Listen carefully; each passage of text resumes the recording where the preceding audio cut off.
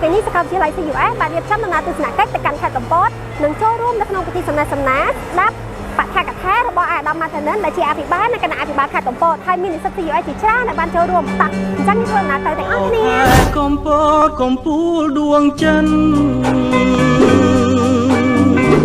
ខ្ញុំសែនអាណិតហើយពិនជាបងប្អូនទាំងអស់គ្នាឥឡូវនេះគឺយើងបានមកដល់ទឹកដីខេត្តកំពតហើយនៅថ្ងៃនេះនិស្សិត CUS យើងប្រមាណជាង800នាក់នឹងទៅចូលរួមនៅក្នុងពិធីសំណេះសំណាលស្ដាប់បទកថានៅសាលាខេត្តកំពតតោះជិះទៅចូលរួមទាំងអស់គ្នា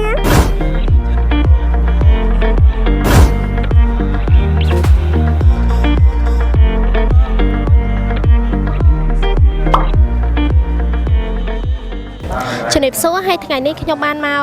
ទស្សនកិច្ចនៅខេត្តកំពតហើយបងប្អូននិស្សិតទាំងអស់គ្នានឹងបានចំណេះដឹងជាច្រើនបន្ទាប់ពីយើងបានចូលរួមក្នុងកម្មវិធីនេះផងដែរក្នុងថ្ងៃនេះដែរនាងខ្ញុំពិតជាមានសេចក្តីសោមនស្សរីករាយជាខ្លាំងដែលបានចូលរួមក្នុងកម្មវិធីទស្សនកិច្ចសិក្សារបស់សាកលវិទ្យាល័យ CUS ហើយក៏បានចូលរួមកម្មវិធីសំណេះសំណាលជាមួយនឹងអភិបាលខេត្តកំពតអាយុដំ ម៉ៅថានិនចូលរួមកម្មវិធីនេះហើយខ្ញុំទទួលបានចំណេះដឹងថ្មីបទពិសោធន៍យ៉ាងមានតម្លៃជាច្រើនពីអាយុដំហើយក៏